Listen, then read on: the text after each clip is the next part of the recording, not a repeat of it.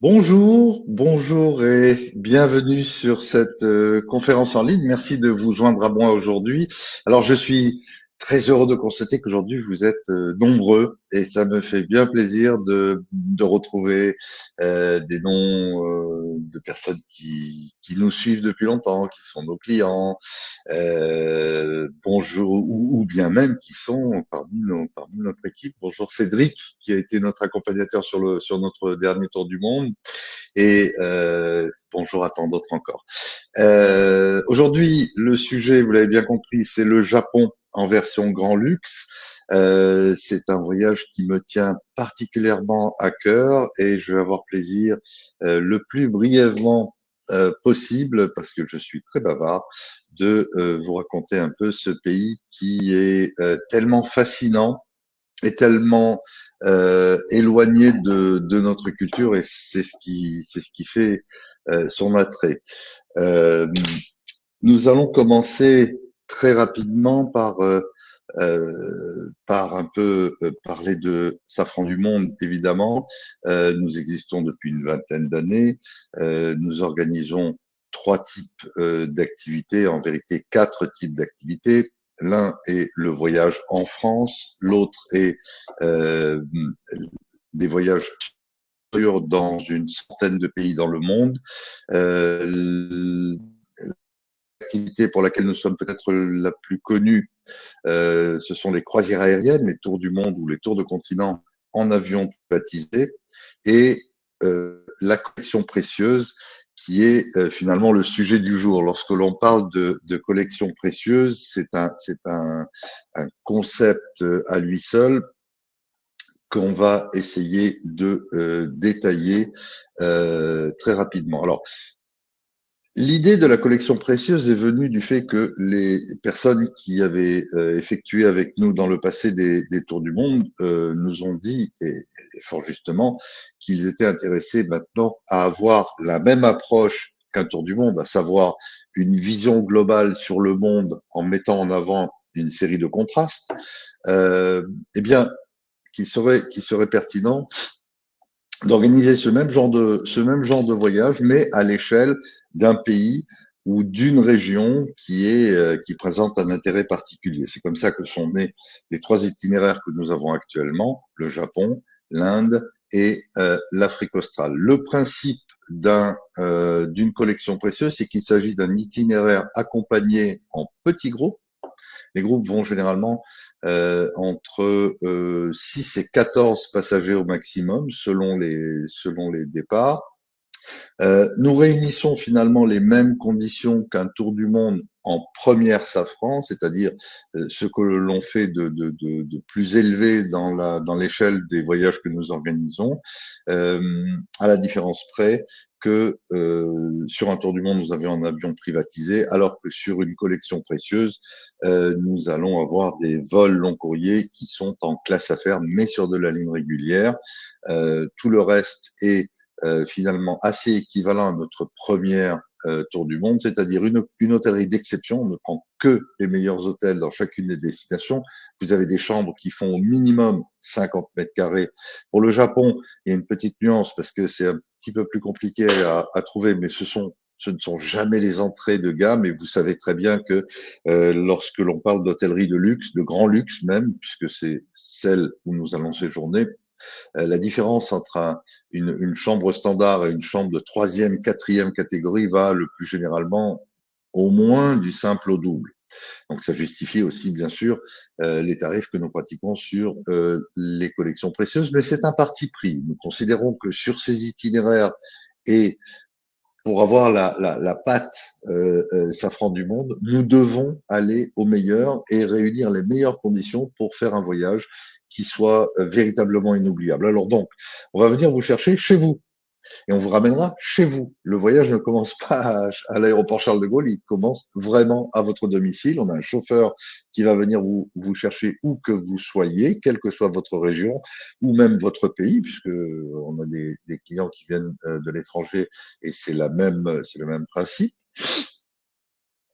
Nous allons avoir les vols en classe affaires. Ça va toujours être la route la plus directe en classe affaires. Nous avons pour habitude d'essayer, dans la mesure du possible, de privilégier des vols Air France pour les vols de positionnement, pour plusieurs raisons, mais je crois que la première, c'est tout simplement qu'on adore Air France et qu'on trouve que c'est une compagnie qui offre un service qui nous ressemble et qui nous plaît. Je parle bien sûr des vols long courriers en classe affaires sur des lignes comme le Paris-Tokyo, qui sont véritablement le fer de lance des compagnies aériennes. La gastronomie est soignée sur une collection précieuse, peut-être même plus que sur un tour du monde. Alors, un tour du monde, la gastronomie est bien sûr très soignée puisque nous avons notre chef Paul Cosset qui est à bord et qui concocte pour nous, pour chaque vol, 4 options différentes de menus.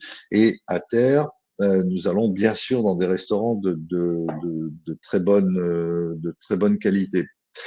Euh, sur une collection précieuse, étant donné que nous voyageons en tout petit groupe, nous avons la possibilité, nous avons accès à un plus grand nombre de tables de qualité qui bien souvent sont des tables avec avec une capacité très réduite.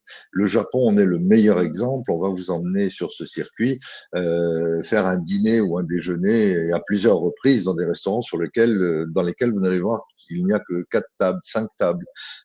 Ça, on ne peut pas le faire. On peut le faire plus difficilement sur un tour du monde. En revanche, sur une collection précieuse, on a accès à ce genre de choses.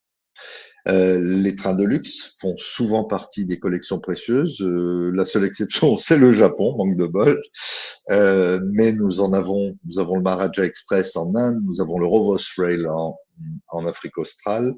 Euh, Ces voyages-là sont des voyages où nous donnons la priorité à la découverte, c'est-à-dire que nous créons bien sûr les meilleures conditions de voyage, mais ce qui nous dicte avant tout, ça n'est pas le choix du plus bel hôtel ou du plus beau restaurant. Ce qui nous dicte avant tout, c'est la cohérence de l'itinéraire et de quelle manière nous allons réussir à vous montrer une image suffisamment contrastée des régions que nous allons traverser pour que vous en ayez au final une très bonne image. Alors ça veut dire de l'immersion, bien assez régulièrement. Vous allez vous retrouver dans des endroits qui sont pas nécessairement dans les sentiers, sur les sentiers battus. Ça veut dire également que si le lieu le justifie, eh bien, tant pis, nous n'irons pas dans un hôtel d'un très grand luxe. Ce sera toujours un hôtel parfaitement confortable et propre, mais on ne va pas renoncer à un endroit intéressant sous prétexte que le seul hôtel qui existe dans la région ne soit pas un hôtel 5 étoiles, mais plutôt un 4 ou un 3 étoiles. Généralement, on va pas descendre enfin même toujours, on ne descend jamais en dessous du niveau de 4 étoiles. Dans ces itinéraires, nous allons avoir également des expériences exclusives. Alors, la première, on va parler maintenant du Japon. Vous allez avoir un dîner traditionnel avec avec une geisha et une maiko. C'est très intéressant parce qu'on prend un salon privé et il y a un véritable échange qui s'opère. On apprend véritablement ce qu'est ce métier et son importance dans la culture japonaise. On va participer, et ça c'est absolument exceptionnel, à un tournoi de sumo qui au mois d'avril aura lieu à Osaka et au mois de novembre a lieu à Fukuoka dans le Kyushu. Nous allons faire des dégustations de whisky. Vous savez bien que le whisky japonais est très réputé. Et tout ça, tout ça est une expérience totalement incomparable. Vous ne pouvez pas comparer une collection précieuse à n'importe quel voyage accompagné au monde. C'est tout simplement créé pour être unique. C'est ce qui justifie évidemment aussi que le budget est important. Mais l'idée, c'est que quand vous faites une collection précieuse, vous retirez la substantifique moelle des endroits que vous visitez, vous allez au bon rythme, vous ne faites pas d'économie de fatigue,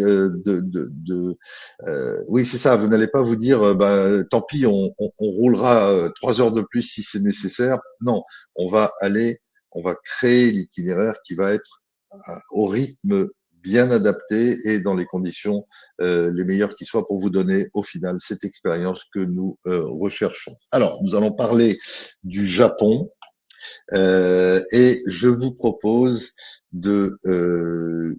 un petit film. Cette présentation va être émaillée d'un certain nombre de petits films qui sont en général inférieurs à 2 minutes. Je vous propose un petit film à- qui va vous permettre de déjà une première vision sur la complexité de ce pays. C'est un kaléidoscope. On revient sur l'image du tour du monde où on veut vous en montrer un maximum à un rythme qui correspond au rythme de l'endroit que nous allons visiter. Eh bien, partons et je vous rejoins.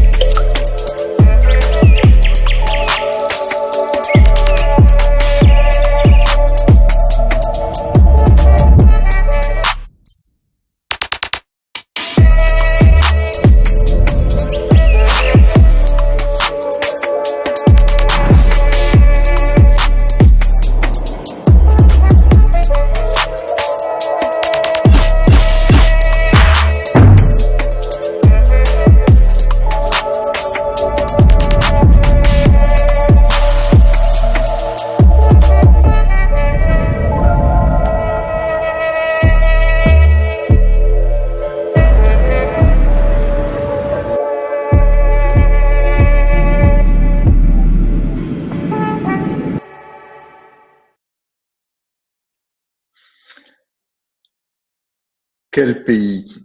C'est un pays dans lequel on va s'immerger nécessairement dès que l'on atterrit. C'est un pays qui va vous envelopper pendant toute la durée de cet itinéraire. Et c'est un pays que j'ai souhaité visiter finalement j'ai envie de dire, le plus précisément possible. Alors, vous savez que lorsque nous organisons un tour du monde, la planète entière, nous la visitons en 25 jours. Là, nous parlons d'un seul pays que nous allons visiter pendant 18 ou 20 jours, selon la saison que vous aurez choisie. Pourquoi? Bien, tout simplement, l'idée même de ce voyage est venue du fait que j'ai eu la chance de voyager au Japon à titre personnel et évidemment avec des clients, euh, peut-être une quinzaine ou une vingtaine de fois. Et, et c'est un pays qui est exceptionnel dans le sens où, bien que j'ai quand même une certaine expérience du voyage, eh bien, à chaque fois que je retourne au Japon, je me rends compte que je ne comprends rien à ce pays. Alors, à chaque fois, effectivement, je m'en rends compte parce que j'apprends encore une chose qui m'avait échappé la fois dernière ou que la réalité de ce voyage me fait avoir une explication sur des choses que j'ai observées sans en connaître véritablement les origines. Et donc je me suis dit que d'abord le Japon, on peut y aller 100 fois, on ne connaîtra toujours pas ce pays et ça fait tout son charme et toute la fascination qu'elle opère sur vous.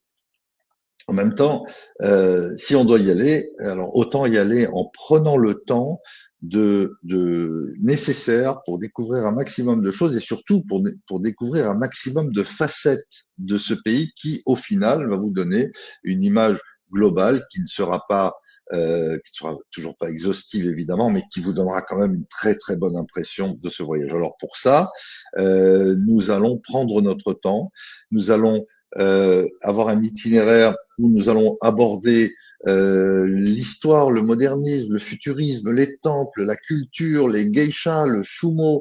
Nous allons goûter à la gastronomie de ce pays qui est tellement varié. Alors on va évidemment pas manger exclusivement de la cuisine japonaise. On va l'alterner parce qu'en 18 ou 20 jours, on a quand même quelques repas.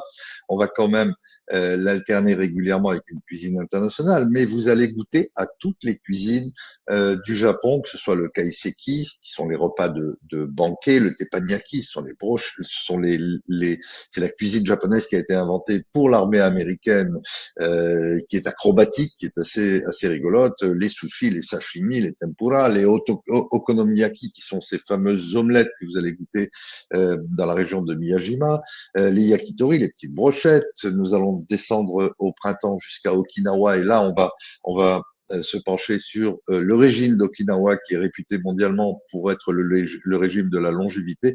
Bref, on va vous donner un maximum de facettes sur ce pays, de manière à ce que quand vous en reveniez, vous n'ayez qu'une envie, c'est d'y retourner, parce que vous n'avez pas tout compris et parce que vous sentez bien qu'il y a encore beaucoup de choses à digérer. Pour la petite histoire, l'année dernière, j'ai eu la chance d'accompagner ce voyage au mois de mars, mois de mars 2023. Il y avait un couple parmi nos clients qui ont beaucoup aimé ce voyage, puis on leur a reparlé 6-8 mois plus tard, et ils m'ont dit, mais Guy, on est devenu fou du Japon, on a envie de s'y installer, on a commencé à faire des démarches parce que ce pays nous a fascinés. Voilà, ce sont des choses qui sont indescriptibles sur un webinar. Il faut venir, il faut les vivre pour véritablement les comprendre. Alors, on va faire le déroulé maintenant du voyage. L'itinéraire, nous avons 2 départs. L'un a lieu le 13 mars, c'est une durée de 20 jours. L'autre a lieu le 12 novembre pour une durée de 18 jours. La différence entre les deux, c'est Okinawa. Et donc, je vais prendre très rapidement la carte qui est face à vous, et je vais vous l'expliquer d'abord sur un tracé général, et ensuite, bien sûr, nous irons dans le détail. Donc, nous allons passer 4 nuits à Tokyo. Ce sera l'occasion de faire un aller-retour pour visiter la ville de Kamakura, qui a un Bouddha couché, enfin bref, qui a des temples absolument incontournables. Nous irons dans la région de Hakone, où nous verrons à la fois le mont Fuji et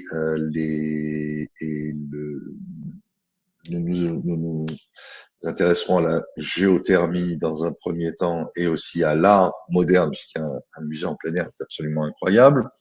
Ensuite, nous descendrons dans la région de Kyoto. Ce sera l'occasion de visiter Kyoto comme il faut sur 2 journées complètes, Nara, et, comme je vous l'ai dit, assister à la phase finale du tournoi de sumo, je vous en parlerai tout à l'heure, Hiroshima, Miyajima, qui est l'emblème quasiment du Japon, et puis, beaucoup plus rare cette fois-ci, vous ne le retrouvez dans aucun circuit accompagné, nous allons aborder la région du Kyushu, qui est cette île plus au sud du Japon, et nous allons aller à Beppu, Asso, Kumamoto et Kagoshima. Je vais vous en parler un peu plus en détail. Nous terminerons à Okinawa. Ça, c'est le mois de mars, avec pour décor absolument unique et incroyable les cerisiers en fleurs. Alors les cerisiers en fleurs, ça a une particularité, c'est que ça n'est pas seulement ce que vous voyez qui est intéressant, mais c'est aussi comment les Japonais le regardent. C'est la nouvelle saison qui arrive. La saison est importante pour le Japon. Vous la retrouvez jusque dans votre assiette. Euh, euh, bon, évidemment, nous aussi, hein, on mange les tomates quand c'est la saison. Mais eux vont illustrer la saison jusque dans leur assiette, dans le sens où, si c'est la saison des cerisiers en fleurs, vous allez retrouver des pétales de fleurs dans votre assiette qui correspondent aux couleurs de la saison en question. Les Japonais poussent toujours le raffinement bien au-delà de notre manière de faire en général. Donc au mois de mars, vous aurez les cerisiers en fleurs qui vont vous accompagner. Le mois de mars, c'est une saison qui est complète très très longtemps à l'avance. Donc si c'est le départ qui vous intéresse, j'ai envie de dire qu'il est quasiment déjà trop tard. Appelez-nous dès cette semaine pour qu'on puisse vous réserver la participation à ce voyage. Pour l'automne, on a un peu plus de temps. Donc la version du printemps, donc ce sont les cerisiers en fleurs et Okinawa. Okinawa, je vous en parlerai tout à l'heure, c'est une région extrêmement intéressante. Si vous souhaitez en revanche partir au mois de novembre, vous aurez le même itinéraire, à cela près que votre voyage se terminera à Kagoshima, il n'inclura pas donc Okinawa, et vous aurez la possibilité de prolonger votre séjour tout comme au printemps en visitant la région des Alpes qui s'appelle, qui est la région de Kanazawa.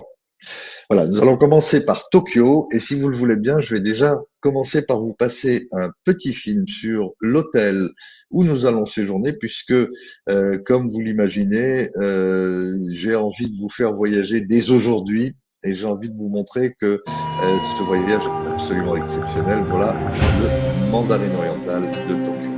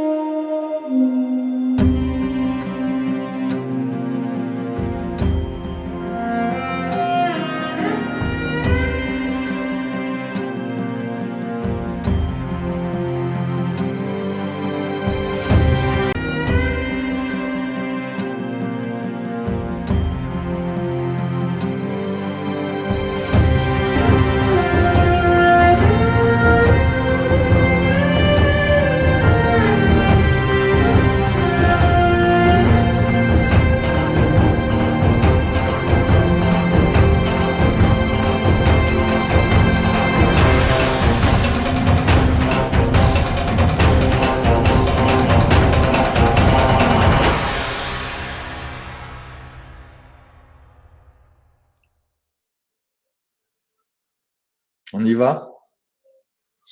Moi, ça me donne envie d'y aller. À chaque fois que je regarde ce genre de vidéo, ça me donne envie d'y retourner. Alors, je reprends notre programme et je vais vous parler un petit peu du contenu de ce séjour que nous allons passer à Tokyo. Donc, nous allons y passer 4 nuits. Nous allons visiter les principaux sites de la ville que vous avez vu, notamment dans cette vidéo et également dans la précédente. Donc, c'est le Tokyo Sky Tree, donc qui est l'observatoire qui vous permettra d'avoir une vision panoramique sur cette méga pôle évidemment de plusieurs millions d'habitants. Si je ne me trompe pas, on n'est pas loin des 20 millions d'habitants. Le quartier d'Asakusa, où vous allez trouver un temple, le sanctuaire Meiji, où vous allez vous promener et peut-être, avec un peu de chance, assister à un mariage et vous verrez que les costumes de mariage des Japonais sont absolument magnifiques. La robe de mariée traditionnelle japonaise est superbe, elle est blanche, elle est bien différente évidemment de la nôtre. Nous allons traverser les quartiers d'Omotesando, sont les Champs-Élysées de Tokyo, Shibuya, le fameux croisement passage clouté et tant d'autres choses que nous allons visiter. Nous allons aller pendant une journée visiter la ville de Kamakura où là, vous verrez, enfin la visite sera dédiée à des temples. Nous allons avoir un dîner gastronomique, nous allons aller à Team Lab Planet, qui est une immersion absolument incroyable. Là, on rentre dans le futur. C'est une immersion dans un endroit que je n'appellerai pas un musée, puisque c'est une expérience immersive, totalement futuriste, où finalement vous allez pénétrer de la lumière, des sensations, que ce soit de l'eau, que ce soit des sons, des jeux de miroir. Enfin bref, c'est une balade qui dure une petite heure dans un complexe qui vous fera voyager ailleurs. Là, vous serez totalement ailleurs. Vous serez même plus au Japon. Vous serez sur une autre planète. Après Tokyo, nous allons partir. Donc, je viens de vous parler de Kamakura, vous voyez quelques photos. Après Kamakura, nous allons aller dans la région de Hakone. Euh, la région de Hakone, c'est une région, on a l'habitude de dire que c'est la région du mont Fuji. Dans la réalité, vous le verrez, mais bon, le Fuji, il est un petit peu capricieux. On le voit pas toujours pour peu qu'il y ait des nuages, mais en tout cas, vous serez au pied du mont Fuji, vous verrez le lac Hashi, vous aurez une expérience liée à la géothermie, comme je vous le disais. C'est assez amusant, je vous réserve la surprise. Nous allons visiter aussi ce musée d'art contemporain dont j'oublie toujours le nom, qui recèle une collection d'œuvres principalement modernes, pardon, d'art moderne et quelques pièces d'art contemporain aussi, qui est absolument impressionnante. Ce sont de grands noms. Vous allez trouver des Botero, vous allez trouver des Kandinsky, vous allez trouver des Picasso dans la partie intérieure du musée. Une collection absolument incroyable. Et c'est aussi une très jolie balade dans un parc. Et le clou, bien sûr, c'est que après cette visite de Hakone, nous allons séjourner dans un très beau ryokan. Alors le ryokan, c'est une auberge traditionnelle japonaise. Alors là, on va vous habiller en kimono. Enfin, vous allez d'abord prendre le traditionnel onsen, ce sont les bains thermaux. Ensuite, vous allez passer votre kimono et puis nous allons vous servir un repas de banquet traditionnel qu'on appelle un repas kaiseki. C'est un repas qui est en plusieurs temps, fait de toutes petites parts. Chaque part a été chacun des mets que vous allez savourer aura été astucieusement pensé en tenant compte, bien sûr, des composants frais disponibles au chef, mais aussi, comme je vous le disais tout à l'heure, à la cuisine, à l'esthétique. C'est une véritable découverte que faire un repas de gastronomie qu'on appelle kaiseki. Donc ça, c'est le programme de notre soirée à Hakone. Le lendemain, je viens de vous parler des ryokans. Voilà, vous avez quelques images d'un ryokan. Hein. Vous allez dormir non pas sur des tatamis, sauf si vous le souhaitez, mais nous allons prévoir pour vous quand même une literie parfaitement confortable. Mais vous rentrez vraiment dans un décor où, dès l'entrée, vous sentez que vous êtes au Japon séculaire. C'est véritablement une pénétration dans un univers, c'est quelque chose à part et c'est un véritable plaisir. Et là, vous sentez vraiment que le Japon repose sur des traditions d'hospitalité, de gastronomie, de gestion, enfin de relations au temps. Tout est plus zen, plus on prend son temps, tout est très doux au Japon et c'est véritablement en passant une nuit dans un ryokan qu'on arrive à sentir ça pleinement. Ça vous arrivez pas seulement une seule fois dans ce voyage, mais véritablement les ryokans, c'est une expérience complètement à part au Japon et évidemment les ryokans comme tous les hôtels, vous en avez des classiques et puis vous en avez des qui relèvent de l'exception, qui relève du rare, qui relève du raffinement ultime, et c'est bien évidemment de cela que nous parlons dans notre itinéraire. Donc, après avoir visité et passé cette nuit bien agréable et douce, et vous avoir servi un petit déjeuner qui vous surprendra aussi, mais qui vous plaira bien, vous inquiétez pas, il y aura probablement aussi des croissants. Nous allons partir en direction d'Osaka à bord du Shinkansen, donc le TGV japonais qui à lui seul est une expérience. Alors l'attente sur le quai de la gare, le train qui arrive, l'emplacement très précis, l'ambiance générale dans un train et le niveau de service que vous pouvez retrouver dans un train qui n'a absolument rien à voir avec ce que nous connaissons dans tous les autres pays du monde. Je vous en dis pas plus parce qu'il faut vraiment vivre la chose je voulais la surprise fait partie du plaisir de ce voyage. Et nous allons arriver le 23 mars prochain pour la dernière journée du tournoi de sumo d'Osaka. Vous avez tous entendu parler du sumo. Les combattants de sumo sont des dieux vivants. On ne s'en rend pas compte, mais ce sont véritablement des dieux vivants. Vous avez ici les meilleurs. pour la journée finale du tournoi le plus important du Japon. Vous allez vous retrouver dans un stade, enfin dans une enceinte avec, je sais pas, peut-être 10 000 personnes. Vous allez très vite vous rendre compte que vous êtes probablement parmi les seuls étrangers qui ont eu accès à cette finale de tournoi. Vous allez être installé dans un petit carré d'1 mètre sur 1 mètre et vous allez pique-niquer entouré de tout ce public, et vous allez voir défiler ces combattants de sumo qui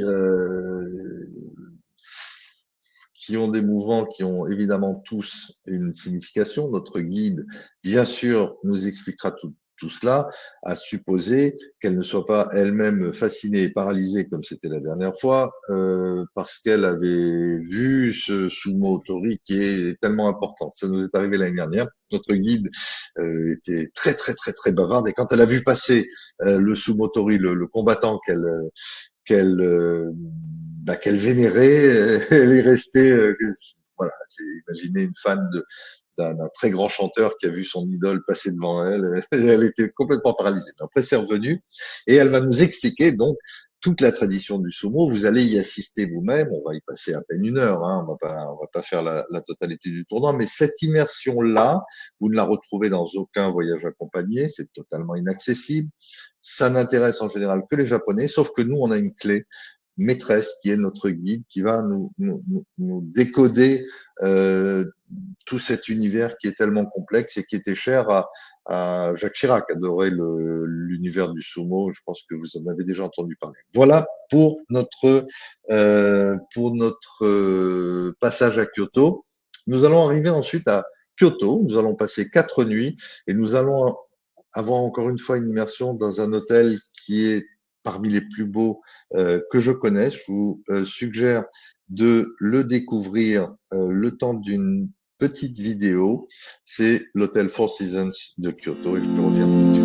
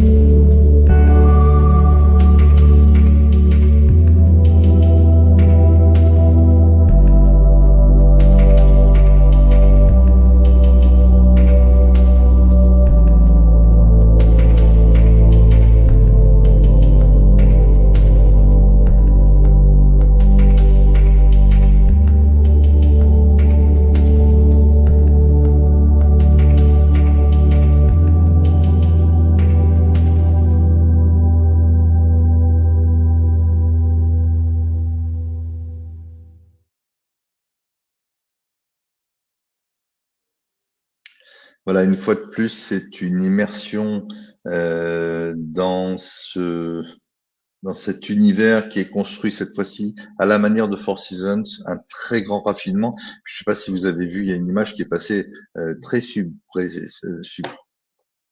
vais changer de mot, très rapidement. C'est l'image de ce que l'on voit de la chambre. On voit un jardin japonais qui est absolument somptueux. Le film a été fait à l'automne, donc on y voit les couleurs rougeoyantes des érables. Ce jardin est absolument magnifique. Si on y va au printemps, ce sont les cerisiers en fleurs qui vous serviront qui vous émerveilleront dès que vous ouvrez votre rideau le matin. C'est vraiment un hôtel que j'aime beaucoup, et nous aurons la chance d'y séjourner donc 4 nuits. Et pourquoi faire? Pour visiter pas mal de choses, évidemment. Nous allons faire une visite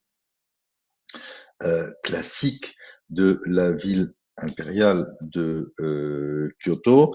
Nous allons bien sûr visiter le palais impérial, le château de Ninjo, le quartier d'Higashiyama, qui est un quartier plutôt calme, plutôt traditionnel. Nous allons avoir droit évidemment à la cérémonie du thé dans un temple que nous allons privatiser spécialement pour nous. Nous allons avoir un dîner traditionnel. Vous voyez sur la droite la photo d'une geisha et une maiko. Une geisha, si vous voulez, c'est une femme qui a déjà plusieurs années de métier, une certaine maturité dans son métier, alors que la gaiko, c'est l'apprenti geisha, et elles vont d'une part, bien sûr, nous expliquer leur métier. Elles vont partager le repas avec nous. On va échanger. Elles ne parlent généralement pas l'anglais, mais c'est très marrant parce que justement, c'est sujet à des scènes assez cocasses. On arrive à se comprendre. Elles vont nous montrer la calligraphie. Elles vont nous montrer la culture japonaise. On va avoir droit de la musique traditionnelle et surtout, on va avoir droit à des jeux qui sont très amusants. On va se retrouver à faire des jeux qui sont un peu des jeux d'enfants, mais qui sont très rigolos. C'est une soirée qui, au-delà bien sûr d'être accompagnée d'un très très bon repas kaiseki, encore une fois un repas de banquet, ce sera l'occasion d'une soirée très divertissante et très très agréable, très légère. Nous allons aller également à Arashiyama, c'est la forêt de bambou que vous voyez sur la photo de gauche, et nous aurons une journée complète à Nara, qui se trouve à quelques kilomètres de Tokyo, qui est également une ancienne capitale impériale, et nous allons découvrir des temples et des sanctuaires, et bien sûr, nous allons y trouver les daims très gourmands qui vont venir vers vous. Ceux qui me suivent sur Internet, ceux qui me suivent sur Instagram, je vous invite d'ailleurs à suivre nos réseaux sociaux, aussi bien ceux de Safran du Monde que pourquoi pas le mien. Vous verrez une petite vidéo que j'avais prise sur place et qui est assez rigolote. Un monsieur qui essaye de manger une glace et qui fait quelques jaloux, et donc vous avez les daims qui s'approchent de lui pour essayer de partager la glace avec lui. C'est assez rigolo. Suivez nos réseaux sociaux, s'il vous plaît. Nous postons un maximum de choses très régulièrement sur les voyages qui vont arriver, sur nos expériences de repérage, puisque nous repérons évidemment très régulièrement des hôtels, des régions, et parfois nous postons des choses qui pourraient vous intéresser. Voilà, donc nous allons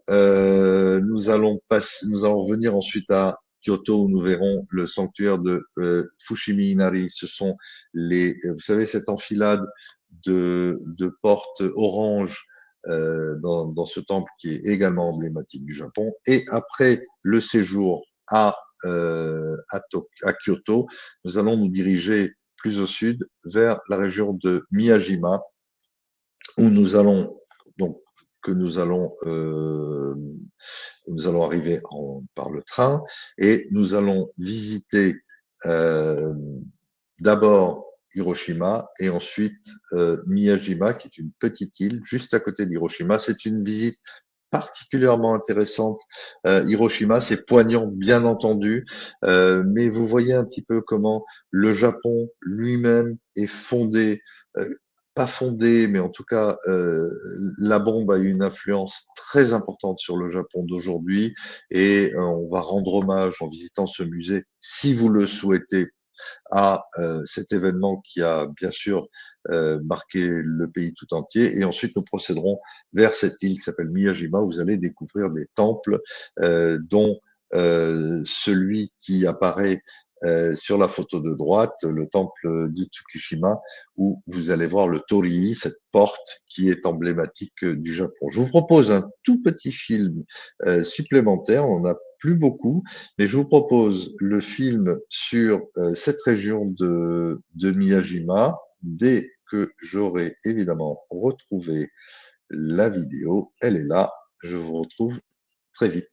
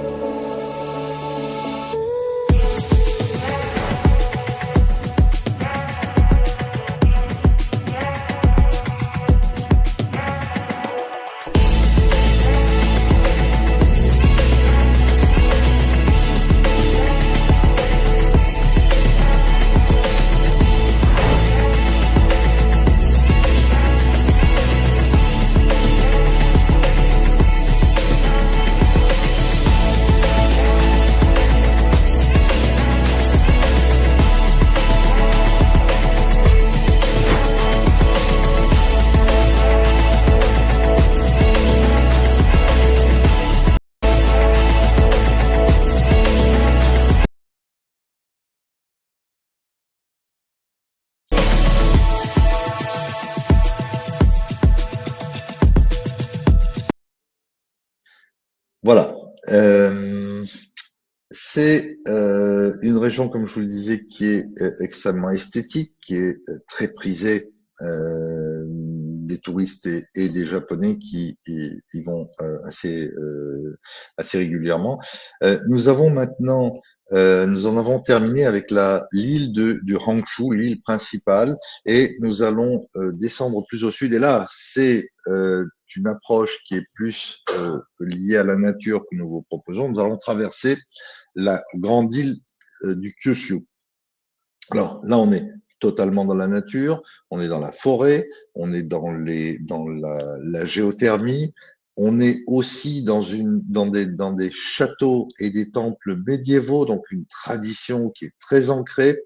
Vous ne retrouvez pas généralement cette région dans les circuits touristiques, mais moi, j'ai considéré, sur le conseil de gens qui connaissent bien mieux que moi le Japon, que il était très dommage d'aller au Japon en faisant l'impasse sur cette région qui vous permet d'accéder à ce qu'il y a de plus authentique. Ce sont des régions qui sont moins peuplées, vous avez plus de nature, c'est plus rural. C'est un autre Japon, mais véritablement un autre Japon. Alors nous allons commencer par passer 2 nuits dans une ville qui s'appelle Beppu, qui est au nord, on va dire au nord-est de cette île de Kyushu. Je vais vous remontrer la carte si vous voulez pour vous rendre compte un peu de ce dont nous parlons. Vous voyez Hiroshima, Miyajima, et ensuite nous traversons l'île c'est pas, c'est peut-être une partie de la mer intérieure pour nous retrouver à Beppu. Je reviens sur le programme de ces 2 nuits que nous allons passer. D'abord, nous allons avoir du temps libre pour profiter de cette nature et avoir une véritable relaxation, puisque nous sommes au centre de la région géothermale la plus importante du Japon. On va vous emmener vivre des expériences assez surprenantes. Je ne vous en dis pas plus, mais la géothermie, vous allez la sentir sur votre corps et pas seulement l'observer et en sentir les effluves. Non, là, je vous en dis pas plus, mais c'est une surprise, mais je vous promets que ça va beaucoup vous surprendre et surtout beaucoup vous relaxer. Euh, et nous allons également visiter bien sûr la région et séjourner dans un hôtel particulièrement agréable qui est l'ANA Intercontinental de Beppu, qui nous a fait la gentillesse de préparer pour nous un film que je vais vous montrer sans tarder pour que vous compreniez que là, vous allez avoir véritablement le temps, vous allez avoir un paysage somptueux, vous allez avoir du temps libre pour vous relaxer et pour pleinement ressentir que vous êtes dans une nouvelle région du Japon.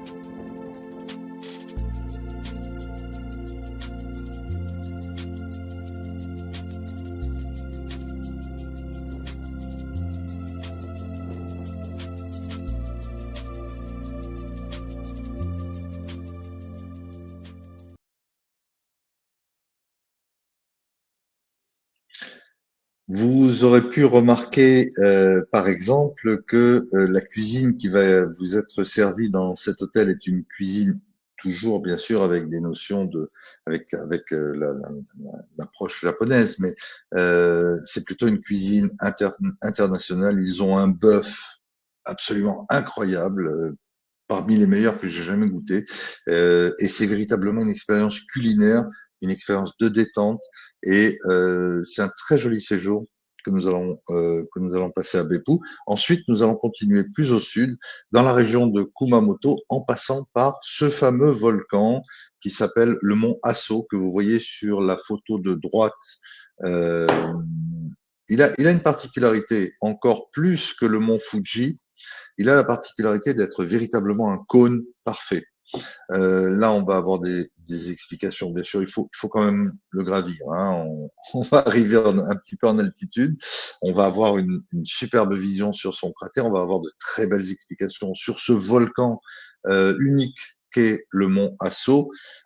Et nous allons poursuivre notre route pour arriver jusqu'à Kumamoto, une ville qui est un peu plus à 2 heures de route, où nous allons visiter le château médiéval de Kumamoto qui a été détruit, qui maintenant est reconstruit à l'identique bien sûr, et qui est là pour le coup pareil. Vous allez voir parmi les visiteurs quasiment aucun étranger. Ce sont pas des régions qui généralement rentrent dans les circuits classiques qui sont proposés au Japon, pour la simple raison que notre approche est différente. Je vous le rappelle, notre approche est de dire que le Japon est un pays tellement complexe qu'il faut véritablement prendre le temps pour pouvoir le visiter, en avoir et avoir une immersion qui, au final, va vous donner quand même une instruction bien meilleure sur ce qu'est ce pays. Donc, nous allons visiter ce château de Kumamoto qui est sur un promontoire, c'est un très beau château. Et nous allons poursuivre vers Kagoshima, encore plus au sud. Là, j'ai envie de dire que le principal attrait pour moi de Kagoshima, c'est bien sûr la ville, mais surtout les jardins de Sengan et du volcan Sakurajima. C'est un décor absolument incroyable. Vous êtes dans un véritable jardin japonais, là, cette fois-ci, qui est un jardin végétal, alors que, par exemple, à Kyoto, vous aurez vu un jardin minéral, comme le Ryoanji, le temple d'argent. Euh, vous allez avoir là une balade absolument inoubliable et très zen dans ce parc, dans ce jardin. Ensuite, si vous avez choisi de voyager au mois de novembre, vous aurez la possibilité soit de rentrer, bien sûr, soit de poursuivre votre voyage en découvrant la région de Kanazawa. J'y reviendrai tout à l'heure. Mais si vous êtes parti au printemps, nous allons poursuivre, nous allons prendre l'avion, et en 1 heure de vol, nous allons rejoindre Okinawa, où nous allons passer 3 nuits. Alors Okinawa, c'est une île au sud. Vous voyez sur la photo en bas à droite que nous sommes finalement sur une île tropicale. C'est un peu les Antilles du Japon. Donc là, il fait beau. Vous avez une température très agréable. Vous avez une eau cristalline. Vous avez des plages de sable blanc, et nous allons profiter pour avoir une journée, pourquoi pas à la plage, enfin une journée de détente. Nous sommes dans un superbe hôtel qui s'appelle Halekulani, et notre programme va être émaillé de trois, enfin, va être autour de 3 sujets. Le premier, comme je vous l'ai dit, c'est le régime d'Okinawa. Le deuxième, c'est l'histoire d'Okinawa par rapport à la Seconde Guerre mondiale. Donc, vous allez en retrouver les vestiges d'abord dans un mémorial. On va vous expliquer tout ce qui s'est passé sur cette île, puisque les attaques, enfin les échanges de feu entre les États-Unis et enfin toute la guerre du Pacifique finalement est extrêmement liée à Okinawa, au point même que aujourd'hui encore vous en avez les vestiges dans cette ville de Chatham, où nous allons aller également, et vous retrouverez, vous êtes au Japon, mais vous êtes aussi aux États-Unis. C'est très bizarre, c'est très intéressant à visiter. Et nous allons avoir également accès à des explications sur le peuple Ryukyu, qui est finalement un peuple japonais, mais bien différent de celui, un peuple et une tradition qui sont très très différents de ce que vous aurez pu voir auparavant, aussi bien dans le Hangzhou que dans le Kyushu. Nous sommes à Okinawa, à peine à 1 heure de vol de Taïwan. Ça vous donne une idée euh, de, euh, de l'écart culturel qui existe entre Okinawa et le reste du Japon. Pourtant, nous sommes 100% au Japon. Je vais vous montrer dans quel hôtel nous avons séjourné et dans lequel vous aurez également du temps libre pour profiter des installations ou de la plage. Je reviens vers vous très vite.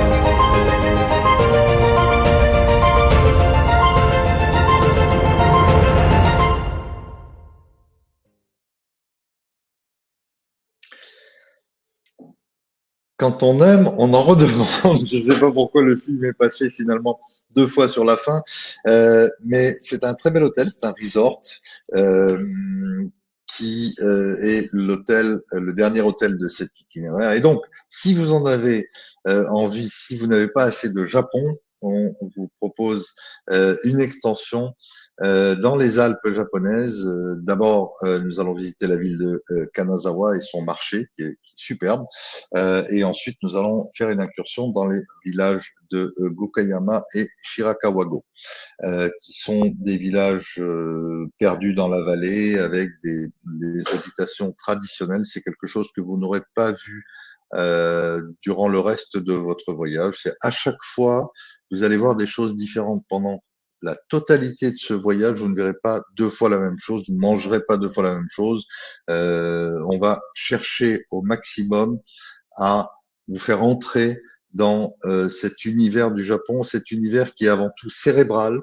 Les Japonais ne voient pas le monde de la même manière que nous. Ils ont plutôt, on a l'habitude de dire qu'ils ont plutôt une vision verticale du monde, et verticale et hiérarchique du monde, alors que nous avons une vision du monde qui est plutôt hiérarchique. Votre guide saura vous l'expliquer bien plus que moi et surtout de manière passionnante avec des toutes petites anecdotes. C'est assez jouissif quelque part de suivre notre guide qui est le même du début jusqu'à la fin de l'itinéraire. Et ça aussi, c'est extrêmement rare. Il va traverser les régions avec nous. On va pouvoir entretenir des relations personnelles qui font que au fil des conversations et des repas que nous allons partager avec le guide, eh bien il y a beaucoup de petites histoires, il y a beaucoup de témoignages de la vie quotidienne que le guide saura vous raconter.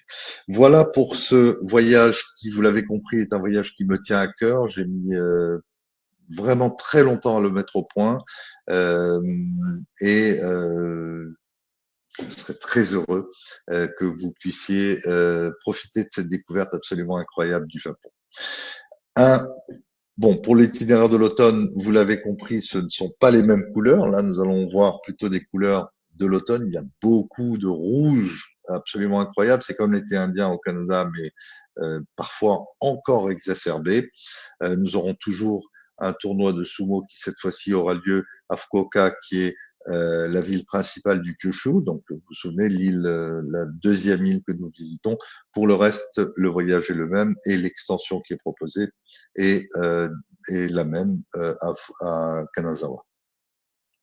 Un petit rappel très rapide sur nos autres collections précieuses. Nous avons très bientôt, le 15 novembre, il nous reste encore de la place, le départ sur le Rajasthan à bord du Maharaja Express. C'est un voyage qui dure 13 jours, qui est en tout petit groupe, qui comprend le Maharaja Express, comme je vous l'ai dit, mais qui comprend aussi une traversée du désert de Thar et le logement dans un lodge absolument incroyable qui est un relais château d'ailleurs, qui s'appelle Sujan Jawai. Donc là, nous allons faire du safari. Nous allons habiter dans des palais de Maharaja. Nous allons découvrir la cuisine du Rajasthan. Bref, c'est un circuit extrêmement riche. Nous avons 3 départs prochains. Comme je vous le disais, il nous reste de la place au mois de novembre. Au mois de mars, je crois qu'il en reste aussi, mais au mois de novembre de l'année prochaine, je crois que c'est déjà quasiment complet. Majesté d'Afrique australe, je vous rappelle que ce sont des tout petits groupes. Hein. Quand je vous dis qu'il reste de la place sur le Maharaja Express, je crois qu'il reste que 2 places. Parce que, une fois de plus, nous sommes dans des hôtels à toute petite capacité. Le relais château dont je vous parlais, oui, c'est ça. Et ça me revient. Il ne nous reste que 2 places parce que nous avons un bâtiment qui nous est dédié et il ne reste plus qu'une seule chambre disponible sur ce voyage au mois de novembre. Majesté d'Afrique australe, on est dans le même état d'esprit. Nous allons voir les chutes de Victoria, l'Afrique du Sud avec la région du Cap, la Namibie en avion privé. C'est un voyage qui dure 17 jours avec un départ le 18 avril, un autre le 2 octobre. Je crois que le 18 avril est déjà bien rempli. Donc si ce sont des voyages qui vous intéressent, n'attendez surtout pas. Ce sont des voyages qui sont complets très vite parce que, une fois de plus, nous allons dans des hôtels à très petite capacité. Que vous dire je peux vous dire que il y a peut-être des questions. Je vais les lire et essayer d'y répondre.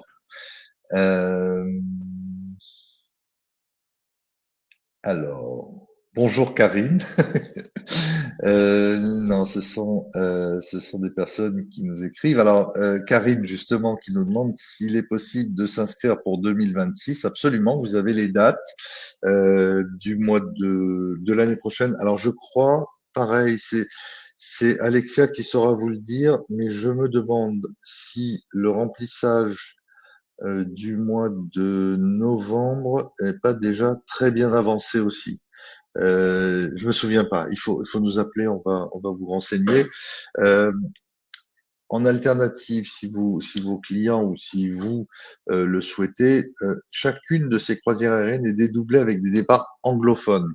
Donc, éventuellement, s'il n'y a plus de place sur un départ francophone et que le fait qu'un voyage soit anglophone ne vous dérange pas, notre clientèle anglophone vient d'un peu partout. Hein. Ce sont les États-Unis, le Canada, le nord de l'Europe, la Pologne, la République tchèque, c'est à peu près ce que l'on retrouve sur nos voyages.